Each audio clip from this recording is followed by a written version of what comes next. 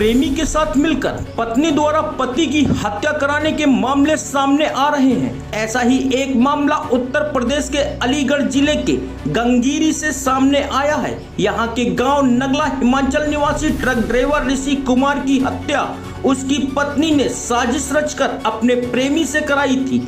हत्यारोपी प्रेमी रिश्ते का देवर भी है। पुलिस ने जब मामले का खुलासा किया तो परिजनों के पैरों तले जमीन खिसक गई।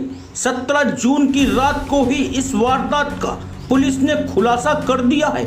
महिला को हिरासत में ले लिया गया है, जबकि प्रेमी की तलाश की जा रही है। पुलिस का कहना है कि शादी से पहले ही महिला के अपने पति के रिश्ते के चचेरे भाई से प्रेम संबंध थे।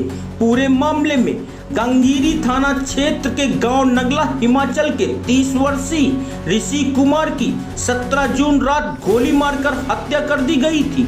उसका शव 18 जून सुबह गांव के चाचा के मकान से कुछ दूरी पर पड़ा मिला था। युवक की पीछे से कान के पास गर्दन में गोली मारकर हत्या की गई थी। शरीर पर एक अंगोछा लिपटा हुआ था।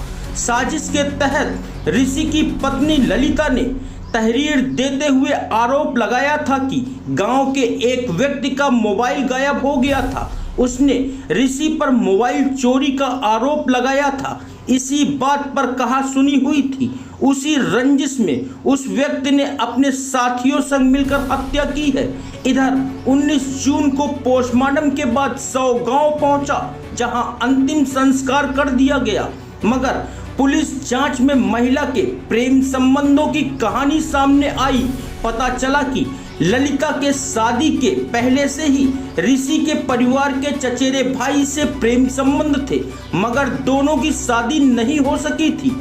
मगर ऋषि से शादी होने के बाद भी दोनों का मिलना जारी रहा। इसकी भनक ऋषि को लग गई थी। सीओ छर्रा धनंजय सिंह के अनुसार इस हत्या की अब तक की जांच में यही उजागर हुआ है कि मृतक की पत्नी व उसके प्रेमी मृतक के चचेरे भाई ने हत्या को मिलकर अंजाम दिया है। उसी आधार पर आगे के खुलासे के प्रयास किए जा रहे हैं। हत्या की महिला द्वारा क्या है पूरा मामला? ये देखिए, थाना गंगीरी क्षेत्र से 18 जून सुबह ये सूचना प्राप्त हुई थी कि एक ऋषि नाम के व्यक्ति का शव वहां पे मिला है। तो इस सूचना के आधार पर थाना पुलिस, फील्ड यूनिट और क्रिमिनल इंटेलिजेंस विंग देहात द्वारा और सभी वरिष्ठ अधिकारियों द्वारा मौके पर पहुंच के मौका मुआयना किया गया। आवश्यक साक्ष्यों का संकलन किया गया। तहरीर प्राप्त कर सुसंगत धाराओं में 175/25 थाना गंगीरी पर एक मुकदमा पंजीकृत किया है। तो तीन टीमों जिनका गठन किया गया था, तीनों ही टीमों ने बेहद सराहनीय कार्य करते हुए 24 घंटे के अंदर इस घटना का सफल अनावरण किया है। इस घटना का जो मुख्य उद्देश्य रहा वो ये रहा कि जो मृतक की पत्नी थी, उनका अवैध संबंध मृतक के ही चाचा के बेटे निरेश के साथ था, दोनों ने मिलके, जब इस बात का पता मृतक को चल गया तो दोनों ने मिलके मृतक की हत्या की साजिश दोनों ने आपस में रची थी। और आरोपी ने अपने घर से तमंचा लाके मृतक को पीछे से फायर करके गाँव में ही उसकी हत्या की।